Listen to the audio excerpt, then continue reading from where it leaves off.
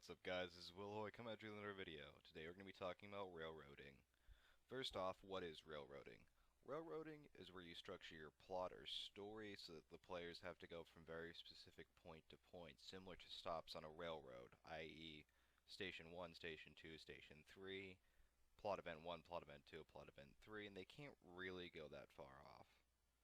This works very well for certain styles of campaign. I actually think that it's very good if your group favors dungeon crawling, with the occasional light role-playing on the side. A lot of people in the role-playing game community really put down that style of campaign, but I think it's fine, personally. It's not my cup of tea per se, but hey, everyone's got their own thing.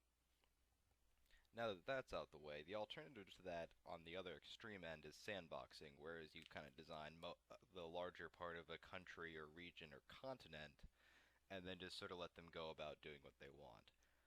I'm more in the middle ground, leaning a bit towards sandboxing. Personally, what I do is I'll usually flesh out the areas around and improv a lot of stuff. I normally have a general idea of my monster ecologies or general threats in the area, have some stats written out or know about where to flip to in my book to improv it on the fly. My groups are fairly unpredictable, and to be honest, I can be very unpredictable as a game master. I feel that this adds a lot to my own campaigns personally. Improvisation is my strongest tool in my Game Master toolbox. But you also have to look at what your players want. Normally what I do is focus less on an overarching story. Well, I have those, but I usually have more than one overarching story running at once throughout the setting that they can each explore on their own time and may or may not resolve with or without player interaction. This lends itself well to a sort of living world feel. Normally, I favor a little bit of railroading in early sections, just to sort of see how the players interact with the world and to sort of get them situated, get them used to my setting. If they want to go off the beaten path, they can. I normally flesh out the areas around them. I try to give them a very good logical in-game reason to stay on the trail, with a lot of incentives to do so. I remember at one point they encountered some lycanthropes from the neighboring region that was allied. The road taking them there ran along the border. So I'm like, you guys can go to Nighthaven if you want. And they're like, no, necromancy's legal there. We kind of don't want to go mess with that. We're good. We're just going to stay in our little country. It's like, okay, see, now they're being patriotic. So, just stuff like that.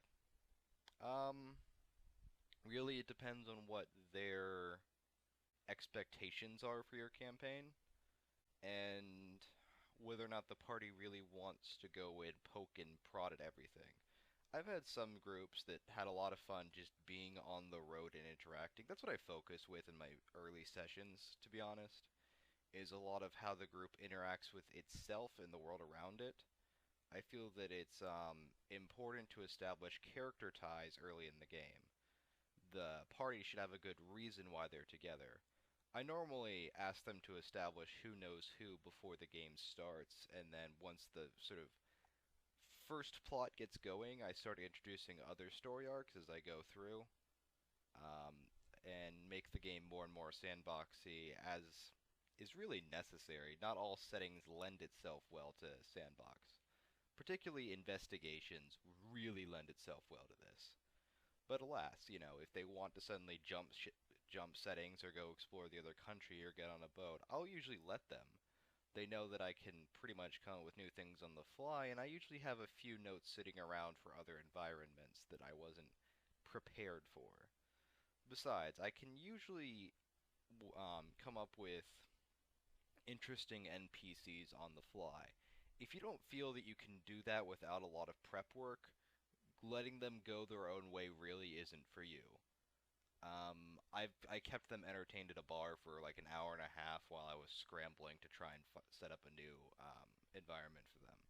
They had a blast, and they all got to know each other better in character. So, it worked.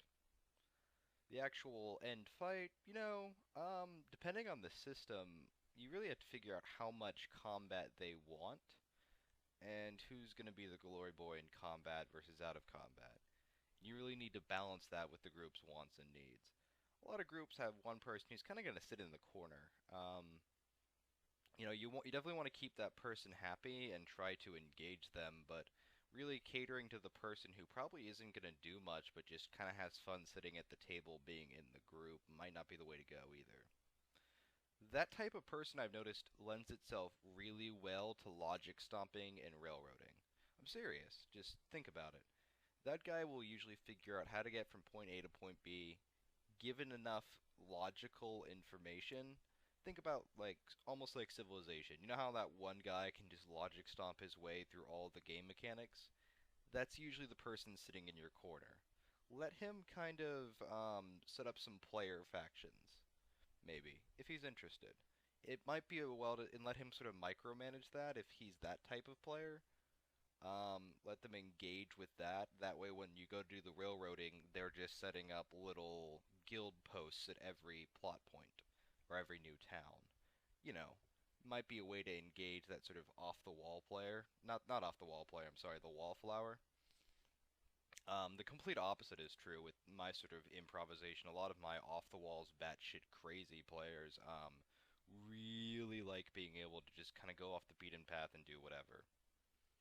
I actually, when I first started running Shadowrun, I had a pre-made adventure that I read all the way through and knew how to know how to run it, sort of an introduction to them. And I just kind of held it, and when I sat down, I really looked at it. Then I looked at, kind of some of the notes I made. I went, hey guys, do you want me to run this pre-made adventure or wing it? These guys have seen me run a game and stuff like that, so they know a bit. Some of them didn't know me as a GM as well, and they just said, go ahead and wing it. We kind of like you doing it that way better.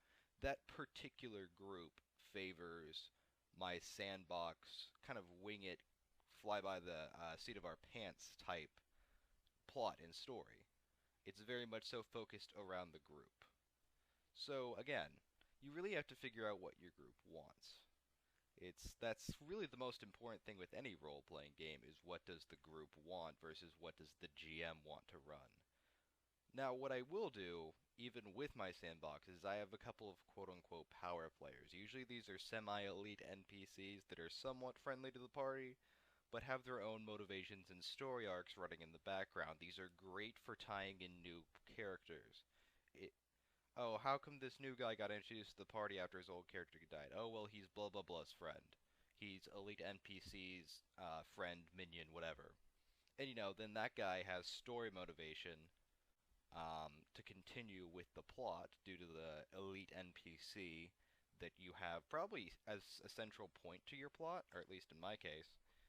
And, he's very now he's involved, now he's an important character. So anyways, guys, hope this has been helpful, and I really want to get a discussion going on railroading, and I'll definitely make sequels to this one once I get some feedback and really figure out where everyone wants me to go from here. This is Will Hoyt, signing